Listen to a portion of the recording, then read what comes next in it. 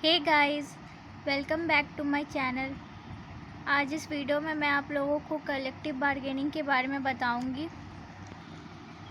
इसके पहले मैंने एक और वीडियो बनाया था, उसमें कलेक्टिव बार्गेनिंग के बारे में बताया था, जिसमें कलेक्टिव बार्गेनिंग क्या होता है, उसका सिग्निफिकेंस, उसका फीचर्स, एलिमेंट, कैरेक्टरिस्टिक्स और भी कुछ मैंने बताया था। तो अगर आप वो वीडियो नहीं देखे हैं तो प्लीज़ जाके ज़रूर देखिएगा। और आज इस वीडियो में मैं आप लोगों को कलेक्टिव बार्गेनिंग का कॉजेज़ बताऊंगी कि व्हाट आर द कॉजेज़ और उसका मेजर्स क्या क्या है।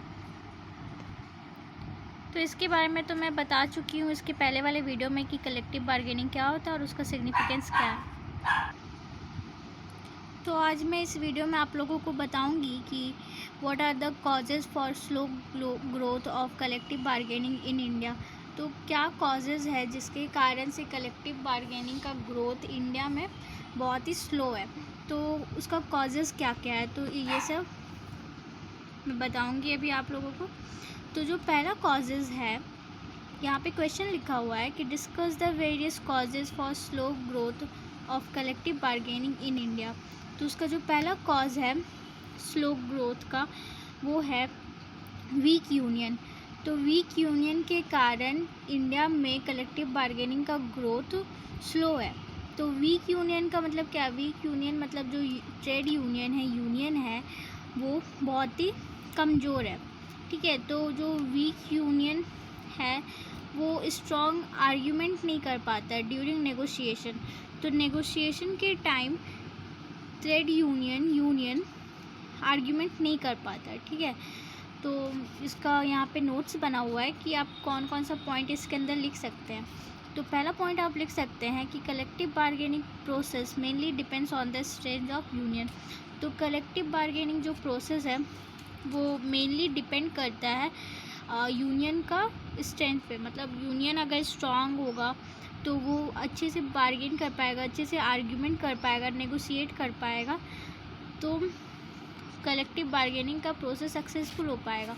पर इंडिया में यूनियन बहुत ही वीक है, जिसके कारण कलेक्टिव बार्गेनिंग का ग्रोथ स्लो है। ठीक है, और यहाँ पे दूसरा पॉइंट है, आप लोग ये सब पॉइंट रीड कर लीजिएगा, नोट्स बना लीजिएगा। ठीक है, तो मैं आप लोगों को यहाँ पे आंसर के साथ साथ कुछ नोट्स भी प्रोवाइड कर दे रही हूँ, जिससे आप लोग ये जो पॉइंट है उसको समझने में आसानी हो जाएगा और ये वाले पॉइंट को आप एग्ज़ाम में लिख सकते हैं। अगर वीडियो फास्ट हो रहा है तो आप लोग वीडियो पॉज करके ये सारा पॉइंट को कॉपी कर सकते हैं। ठीक है, तो दूसरा पॉइंट है प्रॉब्लम फ्रॉम गवर्नमेंट। तो गवर्नमेंट की तरफ से प्रॉब्लम होता है। तो कैसा प्रॉब्लम होता है? प्रॉब्लम ये होता है कि गवर्नमेंट अच्छे से ध्यान नहीं देती है, कलेक्टिव बार्गेनिंग को बढ़ावा नहीं करती है, बढ़ाती नहीं है, तो बहुत सारा प्रॉब्लम आता है गवर्नमेंट की तरफ से।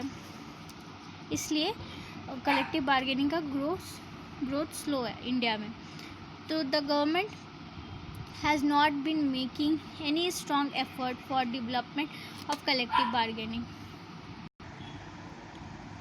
तो गवर्नमेंट जो है वो कोई भी स्ट्रॉन्ग एफर्ट नहीं लेती है डेवलपमेंट ऑफ कलेक्टिव बार्गेनिंग के लिए।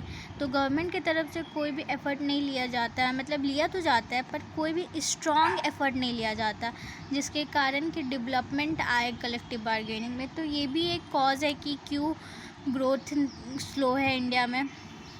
और यहाँ पे देख सकते हैं, यहाँ पे एक और पॉइंट लिखा हुआ है, तो आप ये पढ़ सकते हैं। और ये जो तीसरा पॉइंट है लीगल प्रॉब्लम, तो लीगल प्रॉब्लम के कारण भी कलेक्टिव बार्गेनिंग स्लो है इंडिया में। No attempt has been made by the government.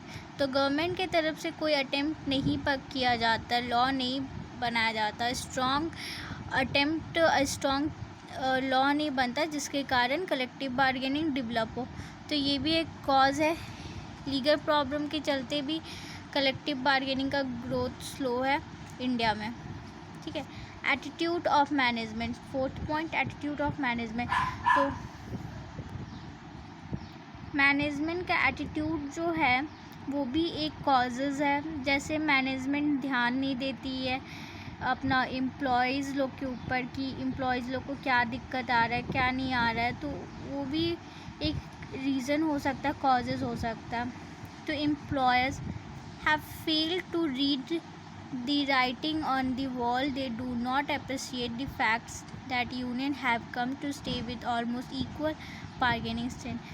तो जो मैनेजमेंट का एटीट्यूड है वो एम्प्लॉयज़ लोग की तरफ, तो वो कुछ अच्छा नहीं है। तो मैनेजमेंट जो है वो ध्यान नहीं दे पाता वो लोग के ऊपर। तो ये भी एक कॉजेज़ है कलेक्टिव बार्गेनिंग का। और जो यूनियन जो है वो भी वीक है और मैनेजमेंट भी ध्यान नहीं देता, तो ये भी एक कॉज है। फिफ्थ पॉइंट है एम्प्लॉयज़ अनसर्टेनिटी। तो जो एम्प्लॉयज़ लोग हैं employees quite often are not very sure who the recognized bargaining agent is. When there are multiple union bargaining with one union may prove to be a tough battle. तो होता क्या है कि employees ध्यान नहीं देता। एम्प्लॉयज़ लोग जैसे अगर बहुत सारा मल्टीपल यूनियन बार्गेनिंग, तो फिर वो लोग को थोड़ा सा दिक्कत हो जाता है कि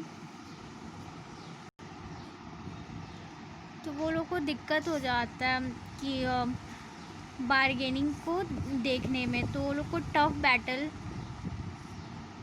prove to be tough battle. तो वो लोग को दिक्कत हो जाते हैं एम्प्लॉयज़ लोग को कि किसका बात सुने किसका बात नहीं सुने और डिसीज़न निकाले और हेल्प करे। और कभी कभी वो लोग ध्यान भी नहीं देता, तो इसके कारण ये भी कॉजेज़ हो सकता है।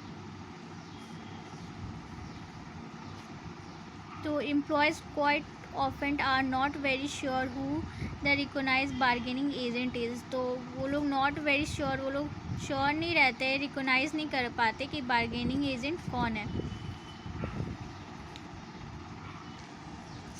तो six point statutory affection of condition of work. Area of collective bargaining have not given in view of encouragement given to the wage board, pay commission, statutory affection to the other condition of work. तो area of collective bargaining have not grown. तो जो collective bargaining है वो encouragement में grow नहीं किया है, जहाँ पे wages board pays commission strategies of affection and other condition of work.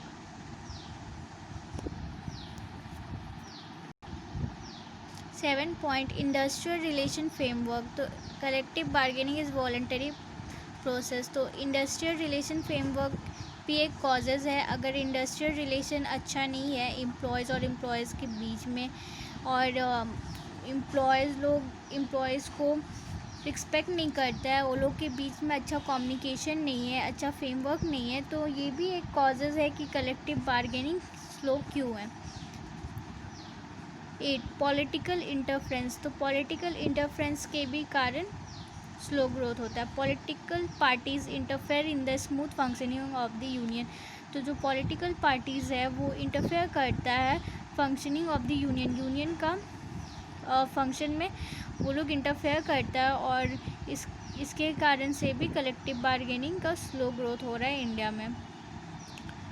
और almost all union are associated with some political parties और दी अदर। तो ऑलमोस्ट ऑल यूनियंस जो है वो पॉलिटिकल पार्टीज़ में इन्वॉल्व होता है, और फिर इसीलिए पॉलिटिकल पार्टीज़ वो इंटरफेयर करता है और कॉज करता है कि स्लो ग्रोथ होता है कलेक्टिव बार्गेनिंग का। Measures for success of collective bargaining. तो जो भी कॉजेज़ है, अगर कॉजेज़ का क्या क्या मेजर लिया जाएगा, क्या क्या किया जाएगा जिसके कारण कि कलेक्टिव बार्गेनिंग सक्सेस हो। तो जो पहला पॉइंट है वो है favourable political and social climate. तो पॉलिटिकल क्लाइमेट और सोशल क्लाइमेट को फेवरेबल बनाना होगा, जैसे कि पॉलिटिकल पार्टी ज़्यादा इंटरफेयर ना करे यूनियन में, और सोशल क्लाइमेट मतलब एम्प्लॉयज़ के बीच में कम्युनिकेशन हो, अंडरस्टैंडिंग लेवल हो, वो लोग एक दूसरे का प्रॉब्लम समझे, तो कलेक्टिव बार्गेनिंग का ग्रोथ अच्छे से हो सकता है। तो the existence of a favourable political and social climate is necessary condition for effective collective bargaining. तो favourable political and social climate बहुत नेसेसरी है कलेक्टिव बार्गेनिंग के लिए। Collective bargaining has made headway in setting industrial dispute in the country where it has been duly supported by the government. तो collective bargaining बहुत helpful है industrial dispute को ख़त्म करने के लिए, सॉल्व करने के लिए। इंडस्ट्रियल डिस्प्यूट को सॉल्व करने के लिए कलेक्टिव बार्गेनिंग का बहुत ज़रूरत है। From this point of view the political climate has been much favourable for collective bargaining in India.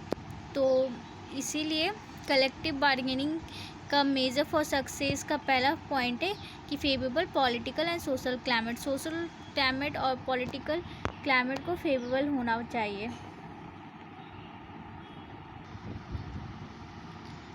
Trade union, तो जो हम लोग पढ़े थे कि कॉजेज़ में स्लो ग्रोथ में, तो उसमें लिखा हुआ था वीक यूनियन के कारण स्लो ग्रोथ होता है। तो इसीलिए यूनियन को स्ट्रॉन्ग होना बहुत ज़रूरी है। तो ये पॉइंट वही एक्सप्लेन करता है कि यूनियन को स्ट्रॉन्ग होना चाहिए, ठीक है। The employers should also recognise the trade union and the representatives. Problem solving attitude, तो जो भी मैनेजमेंट है वो लोग को प्रॉब्लम सॉल्विंग एटीट्यूड रखना चाहिए। Both parties while negotiating should adopt a problem solving attitude to reach argument. तो दोनों पार्टीज़ है, जो एम्प्लॉयज़ और एम्प्लॉयज़ है, दोनों जब नेगोशिएट करते हैं तो दोनों को प्रॉब्लम सॉल्विंग एटीट्यूड रखना चाहिए। और एबिलिटी ऑफ डाटा, तो जब भी सारे डाटा इन्फॉर्मेशन सबको संभाल के रखना चाहिए और जब नेगोशिएशन के टाइम वो सबको एज अ प्रूफ शो करना चाहिए, ठीक है। तो data and information serve as a input for decision making, तो डाटा और इन्फॉर्मेशन को रखना चाहिए और उसको सर्व करना चाहिए। जो डाटा और इन्फॉर्मेशन है वो serve as a input for decision making, तो वो हेल्प करता है डिसीजन मेकिंग में। While the employers like available data requirement for the collective bargaining, तो जो एम्प्लॉयज़ है वो लोग को डाटा की ज़रूरत पड़ता है फॉर कलेक्टिव बार्गेनिंग के लिए। तो अब हम लोग चलते हैं पढ़ने की what are the process of collective bargaining. Collective bargaining का प्रोसेस क्या है? तो जो पहला प्रोसेस है वो प्रिपरेशन है। Both representative of each parties prepare the negotiation to be carried out during the meeting. तो दोनों पार्टीज़ को, एम्प्लॉयज़ और एम्प्लॉयज़ को प्रिपेयर करना पड़ेगा कि प्रिपेयर करना पड़ेगा नेगोशिएशन कि वो लोग किस टॉपिक पे, किस रीज़न पे वो लोग नेगोशिएट करेगा ईच अदर, और किस टॉपिक पे नेगोशिएशन होगा मीटिंग में। तो लोग दोनों पार्टीज़ को प्रिपेयर करना पड़ेगा पहले से। The management should be well prepare with the proposal of change required in the employment term. तो management should be well prepare with the proposal of change required in the employment terms. तो management को prepare होना पड़ेगा। तो the union must gather, तो union को अपने पास सारा इन्फॉर्मेशन पहले से रखना चाहिए, पता करके रखना चाहिए। तो ये सारा प्रोसेस पहले वाले में होता है, प्रिपरेशन होता है। क्या चीज़ का प्रिपरेशन होता है कि टॉपिक के बारे में, कि कौन सा टॉपिक पे वो लोग नेगोशिएट करेगा। दूसरा टॉपिक डिस्कस, तो both parties decide the ground rules that will guide the negotiation. तो दोनों पार्टी डिस्कस करेगा, अपना अपना प्रॉब्लम बताएगा कि कौन सा चीज़ पे उन लोगों को प्रॉब्लम है, और वो लोग अपना अपना पॉइंट रखेगा कि मेरे को इसमें प्रॉब्लम है, ये चेंजेस चाहिए, ऐसा चाहिए। तो वो लोग डिस्कस करेगा, दोनों पार्टीज़ डिस्कस करेगा और डिसाइड करेगा on the basis of ground rules. तो रूल्स के हिसाब से वो लोग डिस्कस करेगा और डिसाइड करेगा, ठीक है। तो और इस स्टेज में ये भी पता करेगा कि किस इश्यूज़ के बेसिस पे मीटिंग रखा गया, इशू क्या क्या है, किसको क्या क्या प्रॉब्लम है, तो ये स्टेज में पता किया जाएगा, ठीक है। The issues could be related to the wage supplement, तो जो भी इश्यूज़ है, इश्यूज़ कैसा इशू हो सकता है, जैसे वेजेस के ऊपर, कोई भी एम्प्लॉयज़ को अपना वेजेस बढ़ाना है, या पेंशन चाहिए, हेल्थ इंश्योरेंस चाहिए, हॉलीडे चाहिए, तो एक्सेट्रा, इसके ऊपर में वो लोग डिस्कस करेगा। तो अगर कोई एम्प्लॉयज़ को ज़्यादा वेजेस चाहिए, या हॉलीडेज़ चाहिए, पेंशन चाहिए, हेल्थ इंश्योरेंस चाहिए, तो इसके ऊपर में लोग डिस्कस करेगा, बातचीत करेगा, ठीक है। और फिर तीसरा प्रोसेस है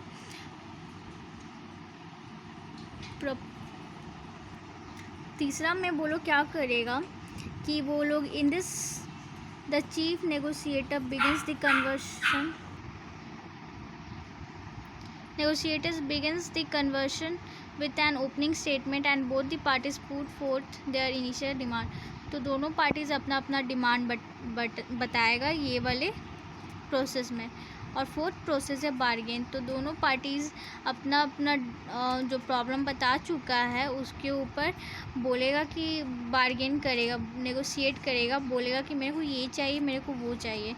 the negotiation can go for days until the final agreement is reached. तो जो नेगोशिएशन है वो बहुत दिन चल सकता है जब तक उसका फाइनल एग्रीमेंट पहुंचता नहीं है। और the negotiation begins at this stage where each party tries to win over the others. तो ये वाले प्रोसेस में दोनों पार्टीज़ जीतने का सोचते हैं। तो और फिर इसके ऊपर नेगोशिएट होते रहता है, अपना अपना टॉपिक पे बात करते रहते हैं, दोनों जीतना चाहते हैं। तो ये वाले प्रोसेस में वो सब होता है। और फिर last and final process settlement. तो ये फाइनल स्टेज है कलेक्टिव बार्गेनिंग का, और इसमें सेटलमेंट होता है कि किसको क्या देना है, किसका प्रॉब्लम्स का क्या सॉल्यूशन है, और इसमें दोनों कोई का बेनिफिट होता है। ये म्यूचुअल एग्रीमेंट के ऊपर होता है और दोनों कोई को बेनिफिट होता है। तो आज के लिए इतना ही, और फिर हम लोग नेक्स्ट वीडियो में दूसरे टॉपिक पे पढ़ेंगे। और ये वाला वीडियो सेकंड है, और इसके पहले वाले वीडियो में मैंने कलेक्टिव बार्गेनिंग के बारे में सिग्निफिकेंस, फीचर्स और काफ़ी सारी चीज़ बताई हैं। तो अगर आप लोगों को देखना है तो वो देख सकते हैं। और अगर ये वीडियो पसंद आया, हेल्पफुल रहा, तो प्लीज़ चैनल को सब्सक्राइब करना मत भूलिएगा।